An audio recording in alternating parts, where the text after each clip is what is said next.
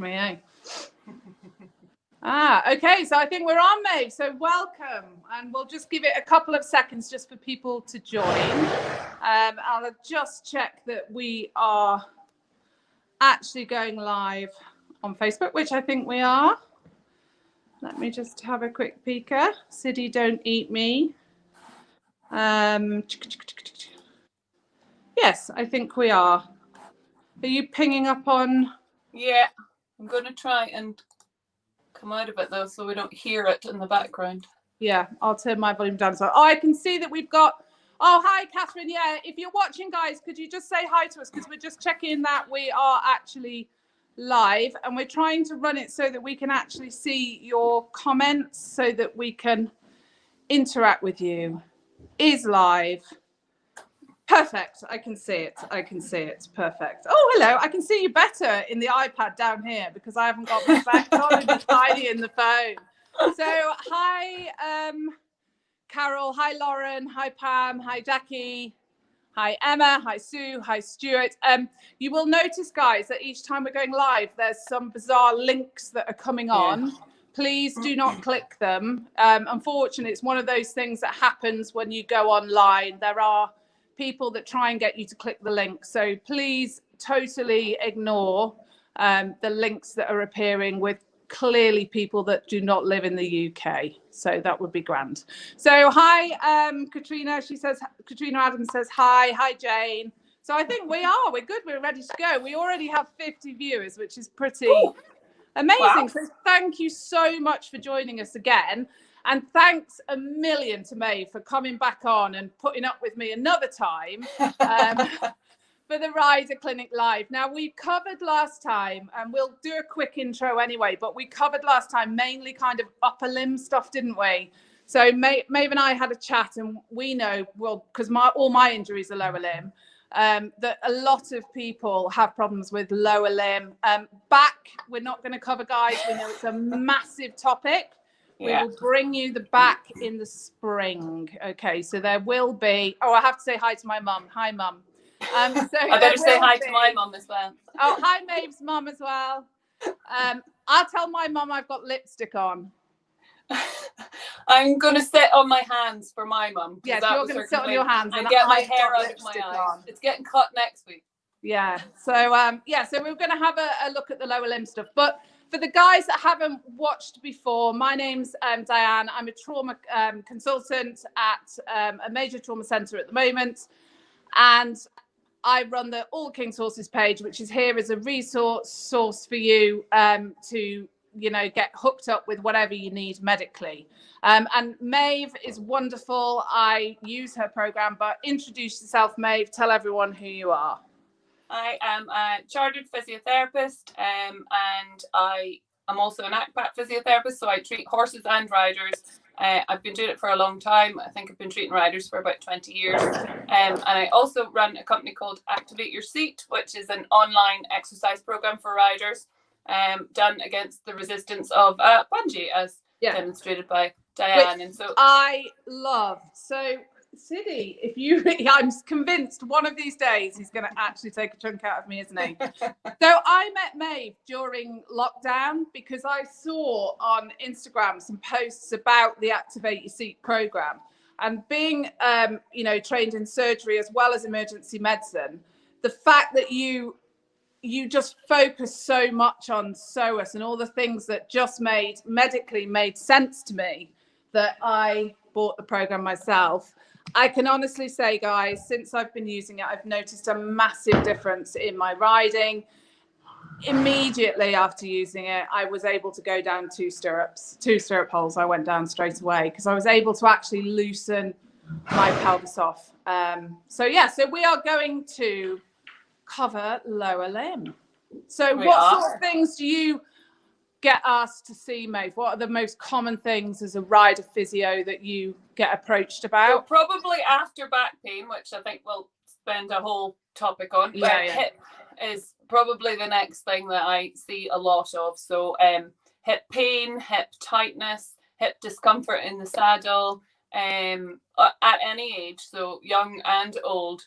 But probably hip, and then typical injuries like ankle injuries or sometimes knee injuries. But I would say for the lower limb, the most common thing that I would see as a rider physio is hip problems, which makes sense when you think of how we have to sit in the saddle and the pressures that would be on our hips.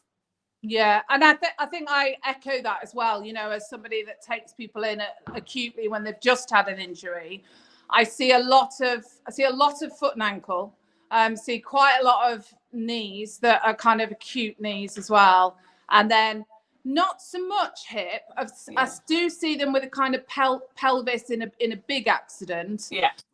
But I have seen a few dislocations of hip as well. So it could normally with people that have an ongoing issue, but it has, you know, sort of cropped up from riding. So it tends to be kind of typical injuries, doesn't it?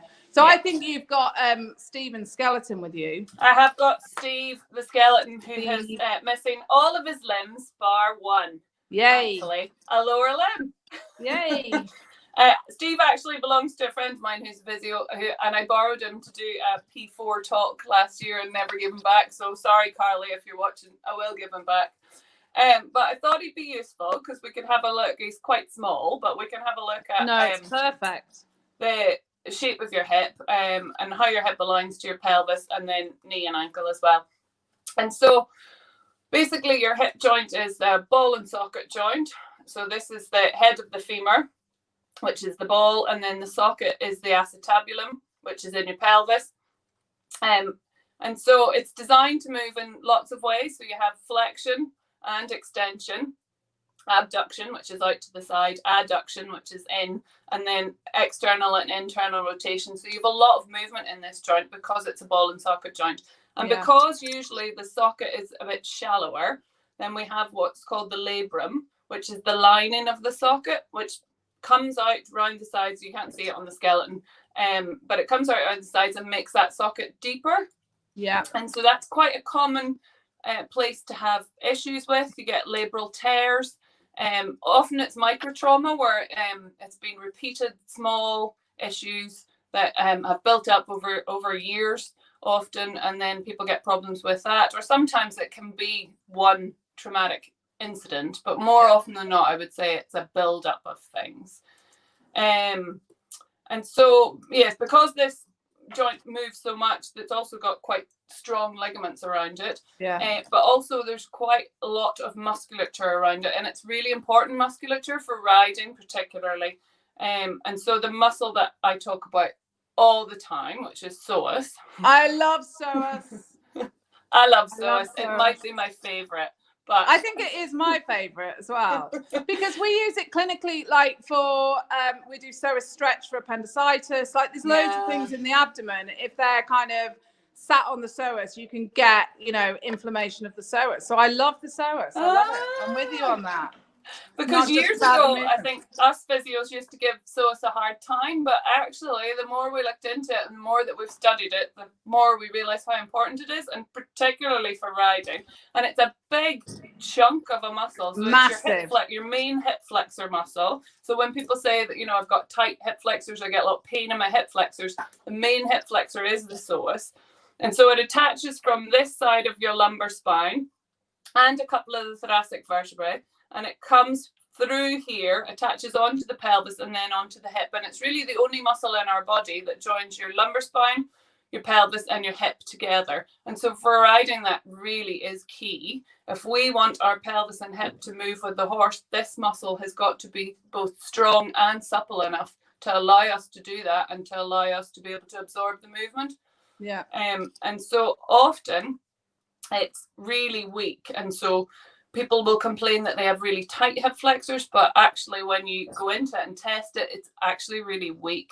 And so it's really important to keep this nice and strong and also supple. And so the way to strengthen it is to try and strengthen it into a lengthened position, which we call eccentric strengthening.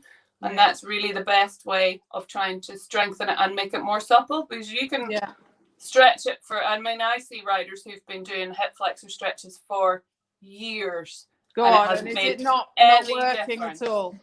No. Why is that? Is that because the hip flexing like exercises they're being given are just not involving psoas. Is that why? No, it's because static stretches aren't really that useful anymore. I think now that more that we look at the research, we realise that actually those static held stretches that we've got people to do over the years aren't really that useful. They don't change the length of the muscle, and the only way really to change a length of a muscle is to strengthen it into a lengthened position, so that eccentric strengthening. And it's really tricky to strengthen this into a lengthened position, which is why the bungee is so useful, because it does do that. So you're working it against resistance, but you're also working it into a shortened and a lengthened position. But yeah, it's really because all the research now that we have coming out shows that static stretches are a bit of a waste of time, really. And so strengthening is key, particularly strengthening into a lengthened position. So psoas, I would say, is probably one of the most important muscles, and probably one of the most overlooked ones as well. Not one that we tend to focus on terribly for strengthening, but it is so important. And is it actually part, I know you hate core, and I know we covered that last time, but is it actually, would you say it's part of the core? Yeah, I mean, core is an umbrella term and can mean so many things to so many different people. But yeah, I mean, it definitely. And it's more important, I would say, to strengthen that than to focus on your abdominals. Because quite often can they be like unbalanced then, Maeve? Like if you don't do psoas and you have this big ripped up six pack, which I will never have, can it be that you're kind of too strong, so you're at the front, so you're not balanced? You can be too strong, but you can be too braced for riders. You can be too braced in the stomach. So if you have a six pack, which I will never have either because I've had two giant babies, but if you have a six pack and you've got a really tense, tight abdomen, then it blocks how you move with the horse. Because if you even sitting there now, if you just brace through your tummy and then try and move your pelvis, it really feels horribly. It's really difficult, isn't it? And definitely something I picked up on once I actually started being trained properly to ride, because I had in my mind, you've got to sit still, like you've got to be as still as possible, but actually that just makes you vibes, doesn't it? You need to move with the horse, and you only really do that with the strength and the relaxation, don't you? Absolutely, because we need to absorb that movement, and so if we brace, then we can't, so we just ball button down basically. But if we are relaxed but strong enough to absorb that movement and move with the horse, then we look like we're floating. And which is the ideal, isn't it? That's the winner chicken dinner, isn't it? Not quite sure I'm that floaty, but you know, keep trying. So what about the knee and the ankle, Maeve? Is there anything that you want to tell us on the skelly? So the knee is a hinge joint, and so it's obviously you've got your femur here and your tibia here, but you've also got this floating bone, your patella, your kneecap. And so probably the most common knee issue I see with riders are these niggly anterior knee pain issues. And that's, again, an umbrella term for anything sore at the front of the knee. And it's usually a muscle imbalance issue, or some kind of issue where there's too much pressure being put on that area. And often it's to do with the muscles up here around the hip. So particularly glute max, but particularly glute med, which is the muscle at the side of your bum. And so often what happens is if that's weak, then you tend to, as you land, twist in a little bit, and that puts pressure on the knee, and then the knee just gets irritated. And so knee pain like that anterior knee pain tends to be more an irritation or an irritability problem rather than a damage problem, if that makes sense. And so by changing that muscle imbalance, you can improve the dynamics of how your knee moves and then how you're landing on it, and then that reduces that irritability. Because we're certainly taught at med school, I remember like the first thing the orthopedic guys were saying to us is, you've got to look at the joint above and the joint below, the one that the patient's actually saying is hurting. And they were saying quite, and as you're, referring to as well, quite often it's actually problems in the hip that are actually being referred down to the knee, and it's actually not a primary knee problem. So it is important that people go and, have this checked out, isn't it? Yeah. If they're really struggling with them. Yeah, I think if they're really struggling, then I would definitely go and get looked at and get assessed and see what the problem is. Because, quite often knee pain can come from foot biomechanics as well, or vice versa. And so it is all interlinked, obviously. So yeah, and I think so port of call, I guess somebody could go privately to a physio, couldn't they? Yeah. Or you can actually go and see your GP. If you're having issues with your function and your movement and pain, then you can go and either go privately to a physio or to your GP and then get referred on. Yeah, and the GP will refer you to the NHS physios. To the NHS physios and orthopedics, because obviously the private physios can refer in to orthopedic services. So, and anything specific on the ankle that you see people, or quite often people will complain of Achilles pain, so the tendon at the back of the ankle, and so that tendon so tendon joins muscle to bone basically, and so that tendon is made up of two muscles, so the gastrocnemius, which is the kind of main calf muscle, and then deeper to that is soleus, which is so gastrocnemius attaches above the knee and soleus attaches below the knee, but they both form the Achilles tendon.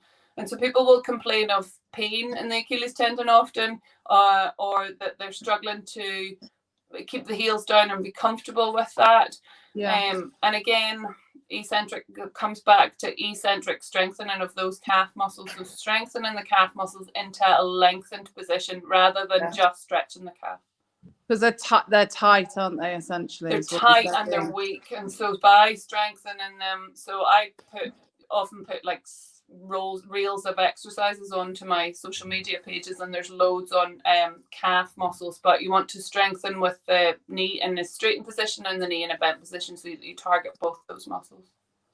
Just interesting, Carol's just said, I'll just pick up on this because we just mentioned it. Carol Green, thanks a million for your comment. She said sometimes you can actually self-refer to your NHS physio. So check your practice website. I think that's really it depends, I think, on your health board, but I think in Edinburgh we can you or certainly when I worked in the NHS, which is about 12 years ago, but I'm sure they have changed it. You've been released, haven't you? You've been released into greener pastures. Into the wild. So I know one of the things that you do, and I've seen it obviously on your page and I've done it, is this is your exercise with the pelvis. So what we sort of talked about, wasn't it, was bringing the girls on. So we've got 3 guests that are coming on to talk to you, so I will bring them on imminently. But we have Lorraine, who's coming on, who's got a problem with her hips that we're going to talk through. We've got Emma, who's got an issue with her knee, and then we've got Catherine, who's just fractured her foot, bless her. So we're kind of going to cover the injuries. There's a lot of comments coming up about things like cartilage tears and can Achilles pain transfer into anterior knee pain. So we will go through the comments at the end. Anything, guys, that we don't get to answer, don't panic. Both of us look through the comments at the end and we'll answer you. So don't feel stressed about that. But I'm going to get the girls on because I think whether they've got hip, knee, foot, shoulder, whatever, the pelvic work is useful regardless, isn't it, for everybody? Okay, so I get this is a test I do with all the riders that I assess, and then often I'll do this as a treatment technique and I'll get them to do it themselves depending on what we find. Okay, grand. So I will bring the girls on and they can introduce themselves. So hi, Lorraine. Hiya. Fab. And she's got sound, brilliant. So we should have Emma now. Hi, Emma. Can you hear me? Can I hear you? I can hear you. Yay! Yeah, Oh my God, we're doing amazingly. And Catherine. Hi, Catherine. Heyo. Yay! Oh my God. Look, when we ever not have a tech issue? I shouldn't have said that, should I?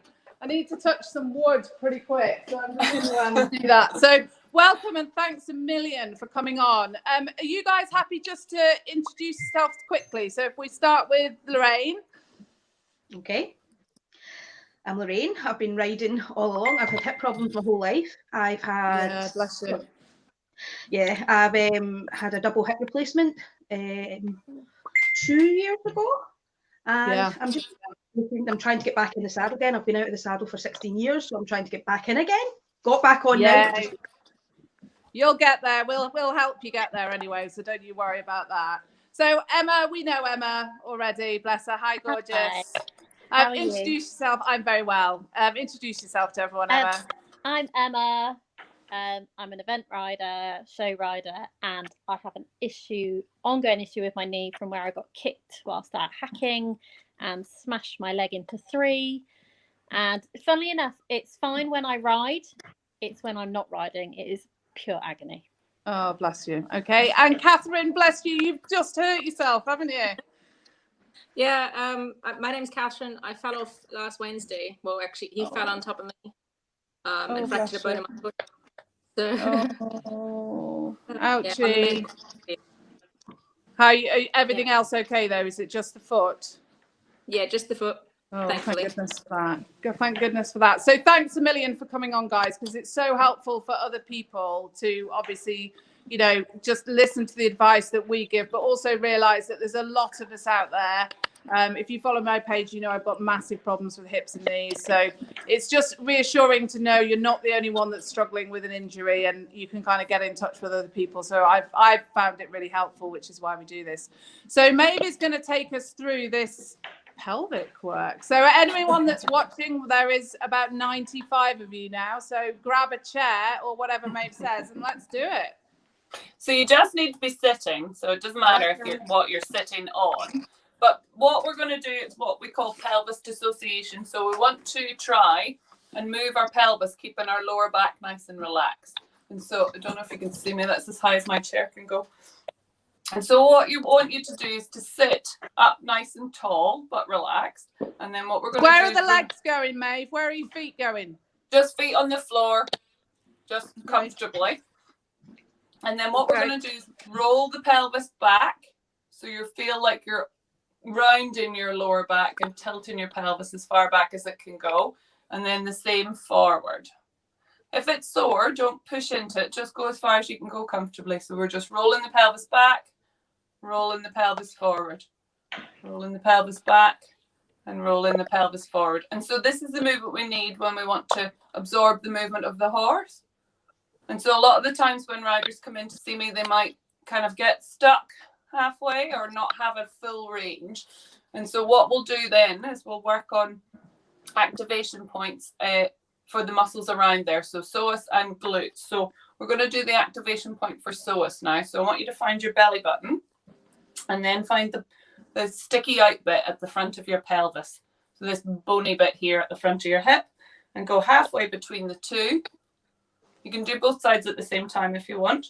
So halfway between the two. So we're going here, aren't we, babe? Just because so your name is in front. Superior iliac spine. So this bony bit, basically. And then go halfway between the two. You can use your thumb or the pads of your fingers. And we're just going to rub in there. And at the front or at the back? At the front. I'm not the best for demoing, can you tell? At the front, so belly button. Yeah. Belly button and the front of your hip, halfway between the two, and then just rub in there. And so you can do both sides at the same time. And so it's just an activation point for your psoas. Now, psoas is much deeper than this, so you're never going to get really into the psoas.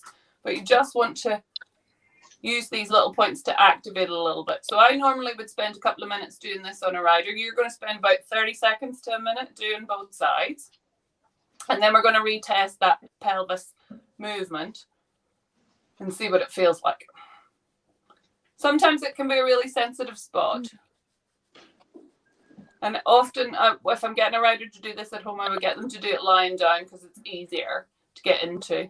And is it, if you do it yourself, like when you're on your own and you're lying down, do you try and get in as deep as you can, or does it get as in deep as you can? Okay, and then so what you're going to do after you've done that is the same thing. So we're going to roll the pelvis back and then roll the pelvis forward. And you just want to see how it feels. So you're just checking in with that. See, I've definitely got more movement now. Yeah, I feel I've got more movement when I go right back. Yeah. So then and less pain. At the full arch of the back, less pain. Yeah. So the next point we're going to do is at the back of your head. So basically where your skull joins onto your neck on either side, just about here. And so we do both sides. So it's just on your hairline. And again, I just use the pad of my finger, and we're just going to work into that on both sides. As hard as you like, as hard as you're comfortable with, but it can be quite a nippy bit. How do you manage to find all these places that hurt? You see, physio-terrorists. My job. They can't find bits that hurt, that don't even bloody hurt. Then you touch your hair and it's on fire. Like, what the hell? That is all part of the job. It is. It actually is, though. See, when you do the interviews for physio school, that's what they make you do. Do they? Yeah. Show us your sternal rub. Yeah. Although we're not allowed to do that anymore, you know. Are you not? No. Oh, So guys, we used to do what's called a sternal rub to wake people up to check whether they were conscious, and you could just get your knuckle, yeah, and you rub on the sternum, and it really bloody hurts, to be honest. So if somebody's like, well, not faking, they'll soon move their face. But no, we have to do a gentle shake now. Right. So we'll do the next point while we're here. So I want you to go up the side of your jaw to behind your ear. This is a really nippy point, so just go gently. So what you're doing is you're pressing forward almost onto the edge of the jaw. Oh, yeah, that's sore. Particularly if you grind your teeth or you clench your jaw a lot, this is a really nippy bit. So work in there, again, 30 seconds to a minute, and then we're just going to retest that movement. And then That's we're going to mental that these bits affect your pelvis. Though, I know. isn't You it? don't want to think too much about it, Diane, because your medical brain won't cope. No, it won't. No. My normal brain doesn't cope normally, let's be honest. I must grind my teeth because my left side is really tight. Yeah, I think I grind mine. Poor fish. Poor Ash.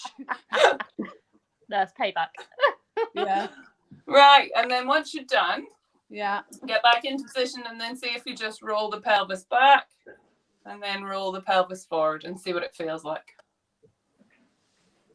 Oh, it's massively smooth, I like. Yeah. Yep. So usually we can change how it feels or the smoothness of it, that kind of thing. And if you think about that and think about when you're on the horse and how that pelvis has to move with the horse, if we can improve the range, but also the control through the range, then that's really important. And then the next bit I would do with them is I would get them to take the weight onto one seat bone. So say we all go onto our left seat bone and do the same thing. So we roll our pelvis back and roll our pelvis forward and just see what it feels like. We're going to kind of compare in your head left to right, and then take your weight onto your right seat bone and same thing. And just see what it feels like left to right and what the difference is. And then back to the middle. And then now what we're going to do, so that bony bit again at the front of your hip on the pelvis, we're going to work in a circle around it.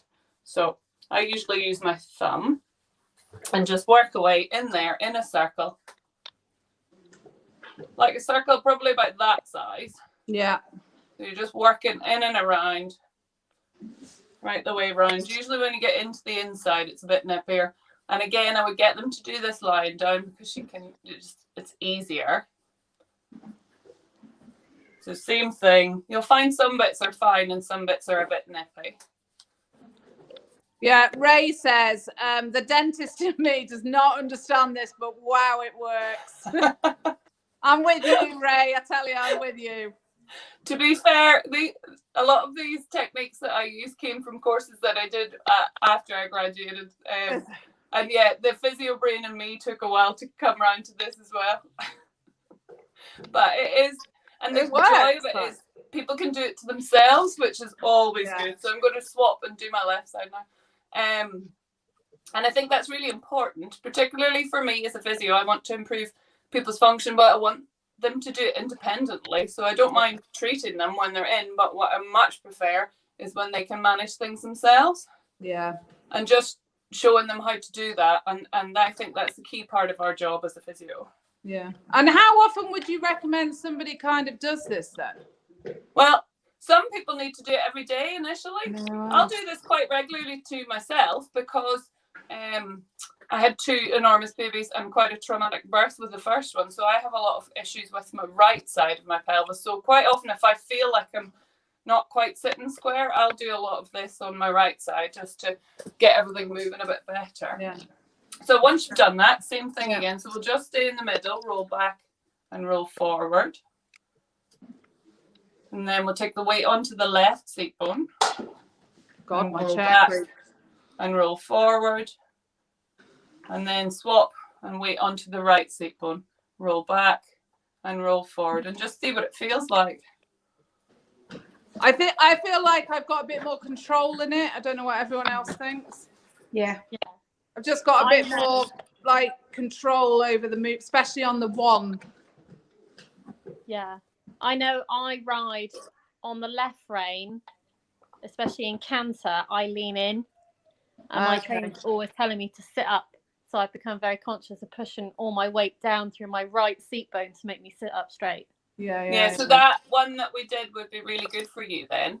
So that where you take the weight onto each side and then working away around that area at the front of your hip. Perfect. That's grand.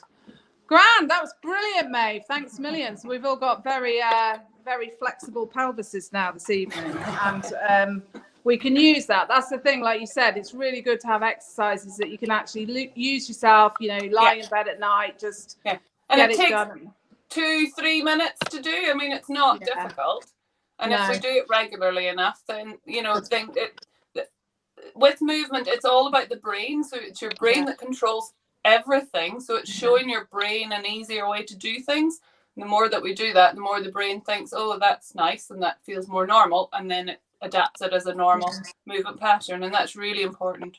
And I think, having had, obviously, you know, I've had, I think now 9 major joint surgeries, transplants, etc. You know, you need you need those little exercises that you can do, because you need something that you can actually do within your own pain threshold as well. Absolutely. So that, to me, and I'm actually having quite a bad leg day today. So for me, I've not hurt myself doing that. I can feel it a bit in my lower back because I get a bit of transferred pain. But, you know, it's having those little exercise, not saying they're little, but do you know what I mean? That you can do. But it's not terribly time consuming.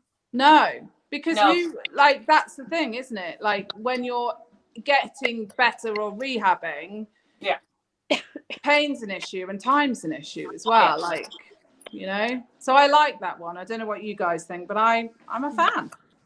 I'm a fan. Yeah, grand. Right then. So Lorraine, bless you. Thank you so much for coming on. So you contacted me on Instagram, I think it was, and you sent me your medical history, and bless you, you have had a tough time of it, haven't you? Bless you. So just run through sort of briefly for everyone, whatever you're comfortable to tell people about. Well, basically, and then just sort of give us an idea of what the issues are that you're having with your riding now, so that Maeve can try and help you. Well, I was born with bilateral congenital hip dislocation that was missed until I was 19 months, so my hip sockets never formed. Oh, bless so you. Basically, I spent probably the worst like 4 or 5 years in and out of hospital constantly. They just didn't know what to do with me. And then when my mum was basically told to accept I'd be in a wheelchair. So what they did when I was 7, they decided to break my thighs and put plates in and kind of push everything together to try and form a hip. Yeah. Kind of a socket. That worked pretty well until I was about 16. I was always in pain, much more lower grade, and then I started having more problems. And then when it was in 2000, they decided to just try and start doing it. So they tried a bone graft on my left hip. Yeah. So they took the wing of my left hip off and tried to graft on, but it didn't really make much difference, so they didn't try it again. And then they wanted to try hip replacements then, but the metalwork I was put in when I was 7 was still in there, so they had to get them out first. But it was in so deep in my thighs, they really had to chisel it out, which left me with extremely weak thighs and a hairline fracture. And about 2 weeks after the surgery to get it out, the fracture gave out, and the resultant fall completely shattered my thighs.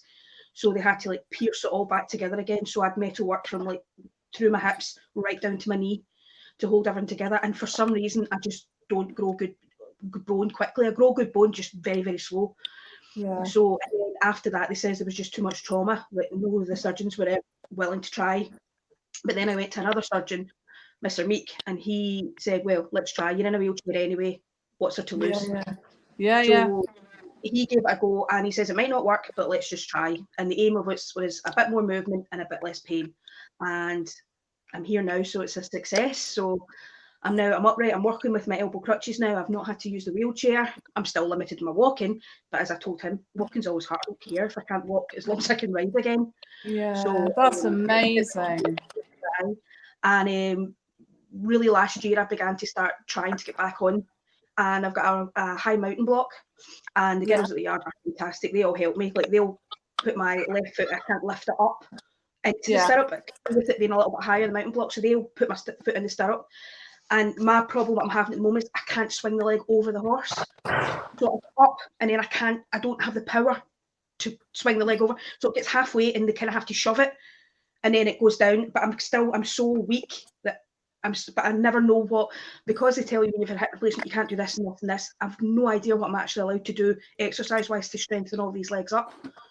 So basically that's what I'm looking for, is a bit of help to know what I can do to start strengthening my legs up so I can get the swing back to get back on the horse again. I mean, at the moment I've managed a walk and a wee trot, and then as I said, just want to build what I can do after that, just something. So that's what I'm after. I think you're doing amazingly. Amazingly. Yeah, really well. And it's not easy. I mean, to me, it just screams bungee to me, like genuinely, and get the psoas that's what I wasn't sure if I was allowed to be able to use a bungee. Was that right? Was it wrong because of the way my hips were? Absolutely. Again, I'm coming to find out, yeah. Did you have physio after your hip replacements, Lorraine? They didn't give me much because of like my knees, obviously because I was born, my knees aren't brilliant and everything, and they says I've got such a unique way of moving, they kind of didn't want to interfere too much, so they just left me alone because I was up and I was mobile. And when I asked them about riding, they weren't keen because they didn't think I should be risking my hips riding again. But so I didn't really get an awful lot of help. I got obviously the standard sheet they send you away with once you've had it, which I've done all those exercises, but that's kind of where I've got to. Yeah, because really strengthening here is key. So that is a bit disappointing that you didn't get some more input. I think because you have worked at this your whole life and you've obviously adapted how you move, that's good, and I understand why they wouldn't want to interfere with that too much, but I think really you need to strengthen everything and finding a way of strengthening that you can cope with, so that's not going to aggravate things for you. That the hip replacements that they've done should be well and secure now, so it's really just trying to strengthen, and that would be the most important thing. So when you go to put your leg over the horse, you're taking that hip out into abduction and extension to try and lift it over the back of the saddle, and so that's when you really need the glute to be firing. And so if your glutes are really weak, which I would guess that they probably are, then that would be where I would start, is trying to get you some glute strength and trying to find a level that you can cope with and then progress it from there. I think the friend that, because I can never remember her name because she's on Instagram as Tales of an Equestrian Mum. Is she your Debbie? Yes, she's the yard owner. Yes, that's Debbie. Because she has a bungee, so it would be worth trying. And I would only try a couple of reps of each of the exercises with level 1. I wouldn't. So the exercise program has 5 exercises, and we do 4 sets of it. But for you, I would do maybe half of one set first and just see how you can manage with that, particularly the half squat, which is on 2 legs, would be one to definitely start with, and I would probably leave the lunges for now, but try and do some kind of side step into it, just whatever you can manage, because even if you're just doing a little bit and it's into that resistance, it's still going to build on what you've got.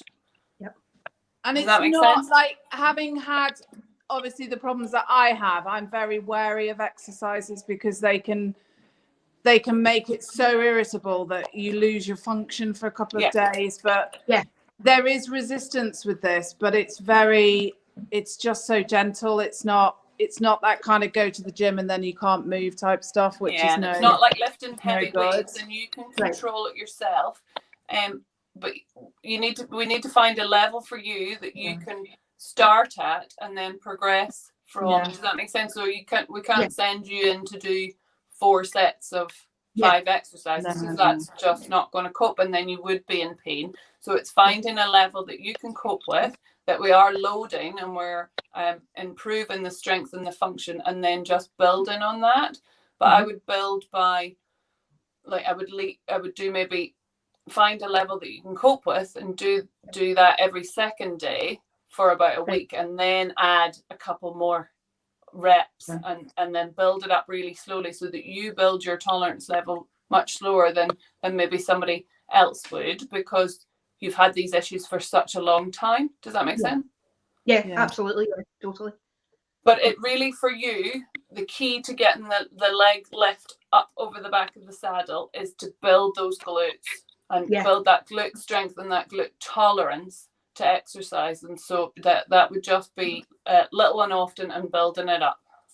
Yeah, and you'd be surprised, like definitely with the rehabbing that I've done, you'd be surprised how much these, I call them little exercises, they're not, but because they're so targeted to the right muscle that you need, then it actually has a big effect on your body. It does make a huge difference. So well, you must keep in touch and let us know how you're getting on as well, because definitely. And I know use that. I'll definitely get the bungee. I'll order the bungee. I just wasn't sure whether it was the right thing for me.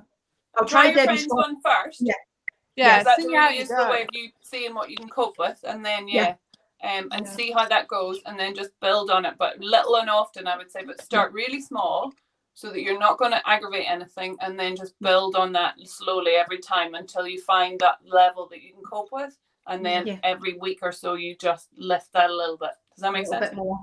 Yes, absolutely. No, just little and often. And I've got to say, Lorraine, like you've absolutely inspirational, the fact that you've done this and you've gone through. I know what it's like to go through these big joint operations. It's bloody awful. And to do it sort of both sides as well, like, be really proud of yourself, and the fact that you've got there and you've got back on a horse and you've got out the chair, like, so I have no doubts that mentally you're really strong. And incredibly brave, so well done. So we want to see pictures of you on the pony, because I'm so proud of you. It's amazing. It's amazing. So thank you. So Emma, tell us, what have you done to your knee, love? What's gone on? So 2 years ago, I was out hacking on the big pink pony with my friend, and he was on his horse, and we were in a field, and we said, should we just trotted on, and his horse kicked out and hit my leg, and it broke my leg into 3, basically, like right below my knee, like right here. I've got a big tibial plateau fracture. If you imagine like a Mercedes badge, my X-ray looked like that into 3. So they only operated because I'd been kicked by a horse. They said that they had to clean it. So I was non-weight bearing for 8 weeks. That was in a full leg cast. They then put me into like half a cast, but the cast came like up over my knee. So I looked like I had a polo boot on. Then they took that off and they put me into a brace and kind of basically told me that I had to walk. And of course, by this point, I was like up on my toes. You'd be wasted as well. I bet your muscles were terribly wasted, weren't they? I was so shocked how quickly the muscle fell off. It was awful. So hospital then discharged me. No, I had an MRI scan because I kept complaining of this pain in my knee, and my knee was really, really swollen still, really swollen.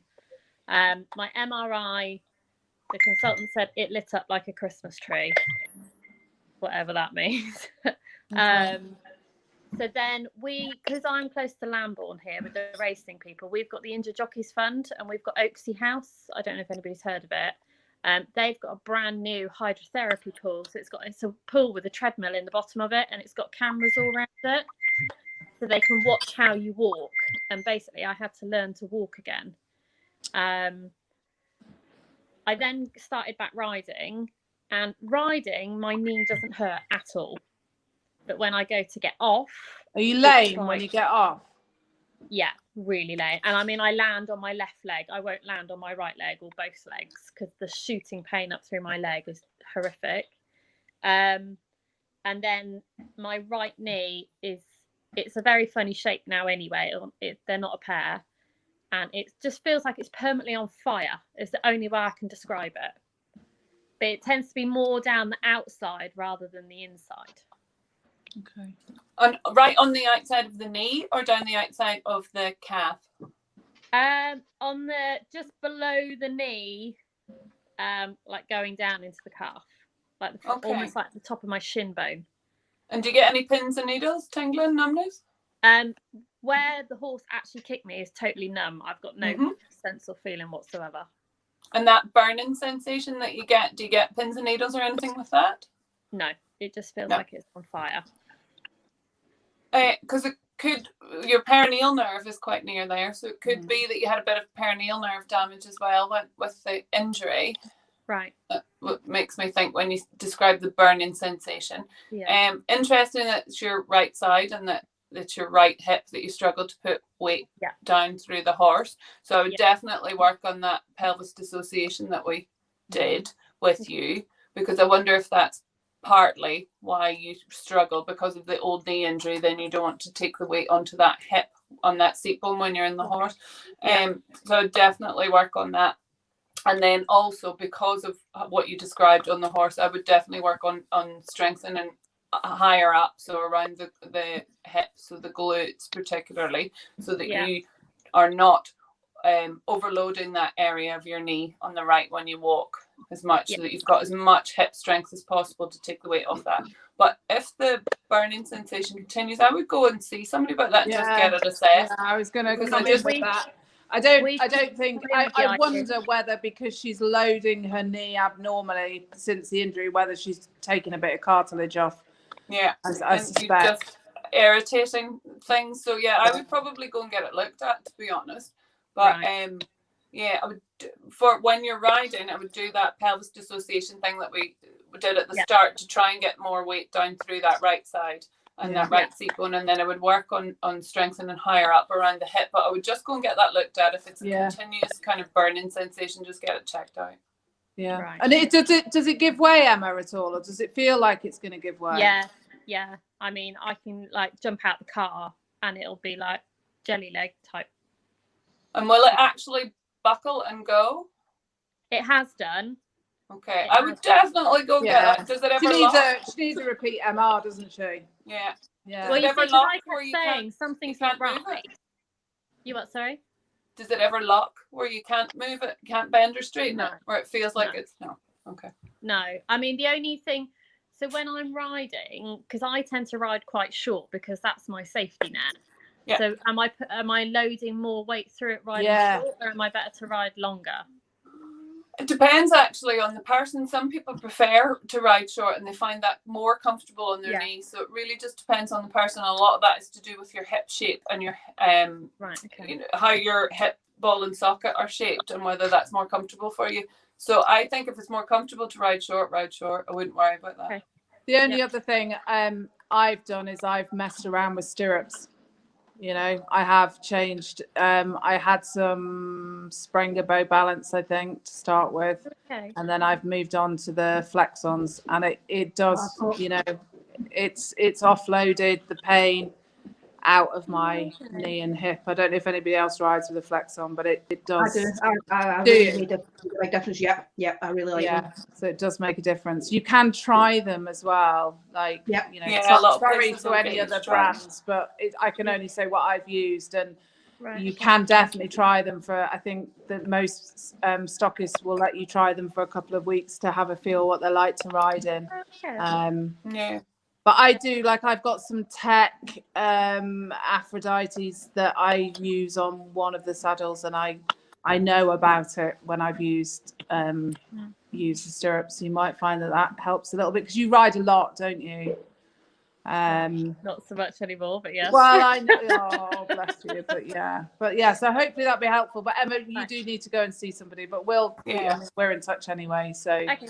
Yeah. let us know how you get on. And Catherine waiting there patiently, bless her, with her little fracture. So tell us what happened. So there were 3 of us that were going out hacking, and we're still on the main yard. One of the horses was playing up, so I think he maybe fit off a bit of that. I hopped on, he was fine, and then he just had a panic moment, got us stuck between the hedge and some cars. Couldn't go forward anymore, so he decided to reverse out, and then was sinking into the sand behind. So he reared up and turned, and as he turned, he fell over. My foot stuck under him, thankfully nothing else. And then as he got up to stand up, I managed to scramble out from underneath him.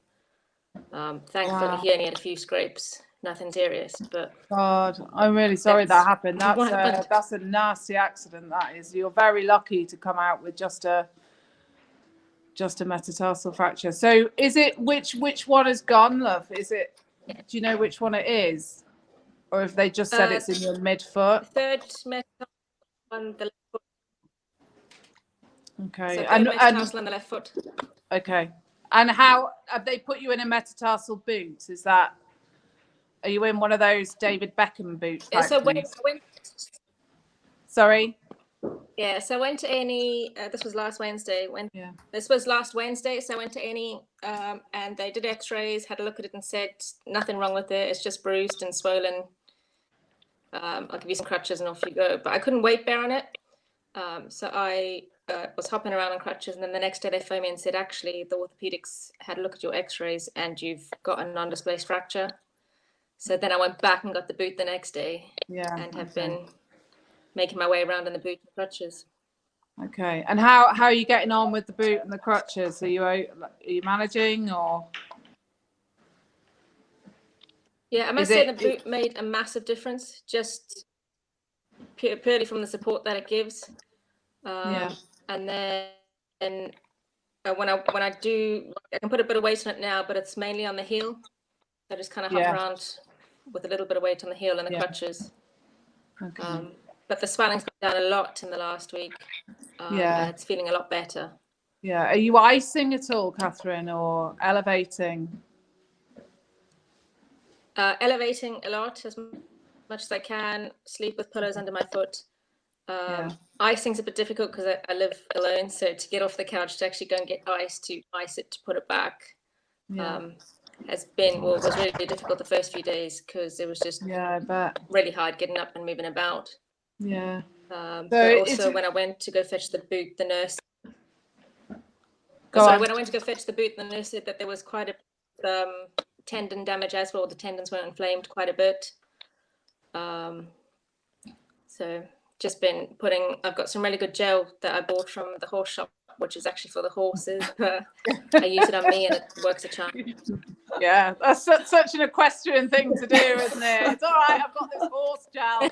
It's working great. I can't possibly comment on that, but would I do the same? 100%, yeah, I would. But yeah, so it's difficult in the early stages of an acute injury because you're in so much pain from a fracture, and it's really, really difficult. The metatarsal boots are brilliant because previously they'd have put you in a massive cast and just offloaded you, but it's actually better if you can try and put a little bit of weight as you tolerate through it, because it does actually help the bone heal. But the elevation and the icing, if you can now, is kind of for me, that's what I always advise people. So are you kicking the pillows out at night, or are you still waking up with your foot up? Because to get your foot above your heart's not that easy. Yeah, so I use 2 pillows and they're still there in the morning. They're fab. Okay, so if you find as you get a bit more mobile, if you're kicking them out, just get a flat sheet or something, a bigger sheet, and then put them underneath your sheet. Or you can kind of like lift your bed up at the end, if you know what I mean, put some books or something underneath just to try and get that elevation and get that swelling out of it as quickly as possible. The icing, I mean, I actually got a, Maeve will know what it's called, I can't remember. You know, the ice bucket with the like blood pressure cuff. Yes, but I You can't know what remember. I mean? Cryo cuff. Cryo cuff, yeah. So I bought a cryo cuff. They're quite good. So ice and compression works really well together. But when you've had this sort of injury, you know, you're going to get some swelling, and even once you're out of the boot, the reality is you're going to get, you know, swelling within the foot for a couple of months at least afterwards. But you know, it's going to be the elevation that gets it out every time and gets rid of it. But you're doing all of the right things. Is there anything? I mean, you know, acutely, you've already got everything that we would do. Is there anything that you would say as a physio, Maeve, that you would want her to be doing? Keep your ankle moving. So when you sit at night and you have the foot up, then I would do ankle pump exercises. So basically moving your foot up and down and then drawing circles both directions, even drawing the alphabet, that kind of thing, because that acts like a pump to pump the swelling back up. Yeah. Then I would do that. And then I think further down the line, Catherine's at my yard, so that's why she got pulled on today, because I saw her hobbling around with the crutch in the wrong hand. It's like, no, let's sort this out first. Bless you, Catherine. Did they give you some advice about DVTs as well? Like, did they talk to you about making sure that you don't get a DVT and stuff? I don't know what a DVT is. No, did they talk to you about getting clots in your legs to make sure? And I think what Maeve said there is really important, because when we damage the lower leg, we sort of slightly increase our chance of getting a clot in the leg, because we don't move around as much as we would do normally. So it's really important that you keep that ankle moving.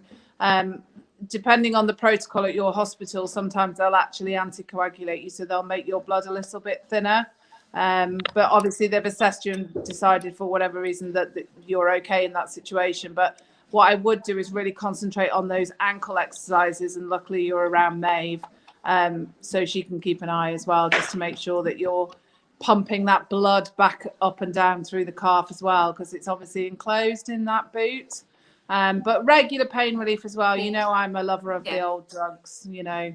But if it gets you to kind of do what you need to do as well, sometimes you just need a bit of help just to get on that, you know, that ability to actually get those exercises done and make things better. So I'm going to have a quick look at the comments and just see what guys have been saying, because there's a few messages, I think, for people. So Liz, Gemma says she doesn't think she's ever done anything floaty ever in her life. Bless her. Jane Brittany says her knees are very irritated, so it's interesting to know the problem might be coming from elsewhere. Yeah, I think pop off to a physio, I would say, with that, Jane, to be honest. Liz says she's had an MR to confirm a cartilage tear in her knee. Any suggestions on rehab while she continues to ride? I'm assuming that they're not going to do any surgery then. So really the rehab would be strengthening around the knee and then improving your proprioception. So your awareness of where your joint is in space, which is really important for lower limb injuries. So basically it's like your sixth sense, which we didn't really talk much about, but it's really important in lower limb injuries, and Catherine, particularly for you with your foot injury. So basically if I close my eyes, I know that my hand is out here, and that is proprioception. That's that awareness of where it is in space. And so that's really, really important and key. And so there are loads of exercises that you can do that will help with that. So things like, not right now for you, Catherine, but further down the line, standing on one leg and getting your balance better, then standing on an unstable surface, so like a wobble cushion or something like that. And that just gets everything, all of those proprioceptive receptors to tell the brain where your joint is in space, so that then you're not as going to twist or slip as easily, because your brain's keeping up with how your joint is moving. And so that's really important. And for knee injuries and for cartilage tears, I would definitely do loads of proprioceptive rehab. Yeah, and I think for you, Emma, as well, for that, when you're saying you can't feel the sort of your top of your tibia, even though there will be some nerve damage there, there will be bits of skin that's still got proprioceptive receptors in. So you know, picking up on some of that proprioception might help as well. Just definitely. You definitely get more awareness. It's actually fit. My husband has put a comment on for you, Maeve. So Wow. He says, Fish says, can Achilles tendon pain transfer into interior knee pain? He should know better and call it medial knee pain. So can it cause medial knee pain?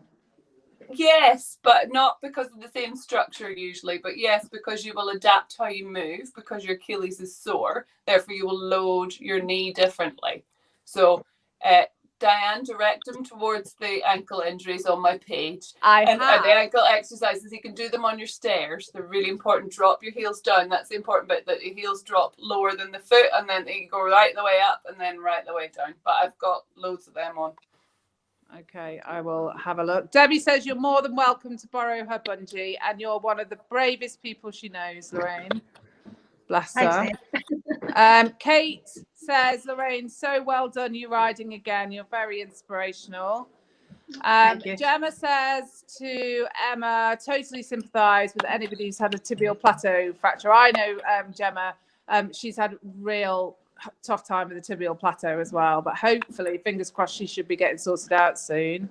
Don't worry, Isabel, it's on catch up. You can we've put this on, stays on the Facebook, and it's also on Instagram if you want to look at it. And then we've got a gazillion questions and comments on Flexons. I feel like I don't know. Well, I don't know. I don't work for Flexon, guys. That's all I'm going to say. I've never ridden in them, so I can't comment. Lorraine, you use them, don't you? Yes. I use them. Yeah. Well, I would say, I can't really comment on individual stirrups because I don't use any, but what I would say is that that's great if you find something that works for you, and that's brilliant, but don't use it in place of rehab and strengthening. So it's still just a band-aid. So the important bit is the strengthening. Brilliant if you find something and that works for you and that makes you comfortable, but not in place of a proper strengthening. It's got to go alongside, hasn't it? That's the thing. Like you say, like we talked about, I think it was Nick Mellor, wasn't it, was saying that I think it was Nick Mellor that was saying that she was doing loads of stretches on the last clinic. Yeah. And that actually she realised that because she wasn't actually doing the strengthening, she was just releasing the problems that she was causing all the time. So it never improves. So like I said earlier about static stretching, you can do it till the cows come home. It might give you very temporary relief, but it won't make a long-term difference. The strength work is what makes you the long-term differences. Okay. Liz says, hold on. Yeah. So Liz says, thank you. This has been brilliant. I always, when I jump, have a mark on my left leg, like bruising. Joining in earlier, my pelvis is so tight on the right-hand side, I often tip forward. I'm new to all of this, but it's always bothered me. What exercise would be good for me? I think you've got tipping forward exercises on your Instagram. Yeah, tipping forward. And if you're bruising on your left leg and you're so fixed through your right side, it sounds to me like your left leg is gripping to keep you in the saddle. So that what we did earlier with that pelvis dissociation, and then there's loads, if you go onto my page, there's loads of exercises, but basically strengthening up all around the hips and the pelvis and making that more symmetrical. Helen says she had problems with the right foot last year, pain radiating at the outside of the foot, got the Flexons. Difference was unbelievable. I feel like Flexon should give us some Flexons to give out to people. Ria says Equiboot will have Flexons for trial. A bit cool, know the details. They definitely do. You can borrow them. I'm sure it's for a good week as well, so you can have a good ride in them and see what you think. Jane says have fused right ankle, so find it difficult accommodating movement and remaining supple. So Jane messaged me actually and asked me to include this in sorry, we're going to run out of time, Jane, but yeah, so your ankle is fused, so that's going to always make it difficult for you to absorb movement through the ankle. So when it comes to things like rising trot, or particularly all riders should want to initiate that movement from their hips anyway. So if you're somebody that really pushes down through the heels, then you're going to try and use your feet to do it. So for you, Jane, what I would focus on is movement through the hips. So some of the exercises on the page should help, but basically anything to do with there's a video about hip dissociation, so initiating movement from the hips so that your feet just follow with the movement and they're just there to help absorb the movement. You don't have to force the ankle to do it. I hope that makes sense. But yeah, Jane did ask me to talk about that. But really, to improve your leg position in the saddle, it's all about the hips. It starts at the hips. So get that sorted, and then the ankle, it is what it is. It's fused now, but so you really need the hips to be as good as possible. Yeah. So I think that's that kind of brings us to quite a nice close, really. That the fact is you've got to work on the whole body, haven't you? And even though, you know, as we saw before when we did your pelvis work, you know, we're actually working up here around our necks, we're working around our jaws, and it's actually having an effect on our pelvis. So it's so important that we look at everything as a whole. Yeah. And there are exercises that we can do that feel as though they're quite small, but they have a huge impact, like lower down the body. And psoas is your biggest friend as a rider. And I will definitely concur with Maeve on that, having operated and seen it. And, you know, it's immense, and it does, as Maeve said, you know, it holds you together. So yeah, and it's that only one that connects your spine to your pelvis to your hip. And for us, when you think about what we have to do in the saddle, it really is key. And we give it an awful hard time, and we spend hours stretching it, but actually we all need to strengthen it. And that, I would say, if you take anything away from this live, it is that you work on psoas and work on psoas strength. Yeah, definitely. And just obviously, Lorraine, Catherine and Emma, thank you so much for coming on. It's such a help for people when they can kind of relate to someone that's having a problem. So thank you, and keep in touch with us anyway, and let us know how you're getting on, and if we can help in any way, obviously we will. And then a massive thank you to Maeve for coming on again, you little legend. It's been so useful for everybody, and we've decided that we're going to carry on, aren't we? So we're going to sort of 4 times a year, probably spring, summer, autumn, winter for ease. We will come on and we will do clinics again. And I think we're getting a lot of questions about back pain, aren't we? So I think the next one, we're just going to have to suck it up and do we're going to have to suck it up. It's the doctor's and a physio's worst nightmare is back pain. So we should probably kick off the spring clinic with a back pain special. So anybody that would be interested in coming on and talking about back pain and finding out some ways to get over it or make it better, then feel free to DM myself or Maeve. So just leaves us with time just for people to say where you can find everybody. Obviously for me, guys, you find me on all the King's Horses on Instagram or Facebook. Maeve, where can we find you? So Activate Your Seat on Facebook and Instagram, and my website is activateyourseat.com. Fab. Lorraine, if people want to follow your progress, where will they find you? Facebook or Instagram, Tiggle Bitties Hunter. Perfect. What is Tiggle Bitties? Is it rude? Yes. Is it? What is it? Am I learning another Scottish word? I've got a big chest. Ah, okay. Is it another Scottish word that I've just learned? No, I don't know.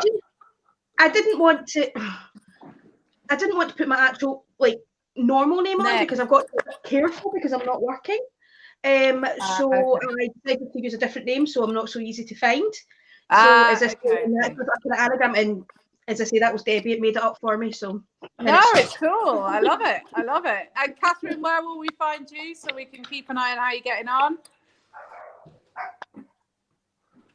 Oh, I don't really do much social media. I've just got Facebook, but otherwise it'll be through Maeve. Okay, perfect. And Emma? I will update you. I will put a photo when she's back on board. Ah, perfect. Yeah, so if you keep an eye on Maeve's page and you can follow how Catherine's getting on. And Emma, where will we find you? I am sorry. It's all right, don't worry. I've got one horse rubbing its bottom in front of me. I'm just nearly bringing the stable down. I've had Ash chasing the dogs around here trying to catch them. That's bless him. I'm Emma Berry Eventing on Instagram and Emma Berry Equestrian on Facebook. Oh, that's grand. Thanks so much, guys. And thank you to everyone that tuned in. Obviously, it is available on the catch-up, and I will also download it and get it onto Instagram so people could watch on there if they want to. But thanks, Mill. We will sign off. Thank you. Thanks, Diane. Pleasure. Thanks a million.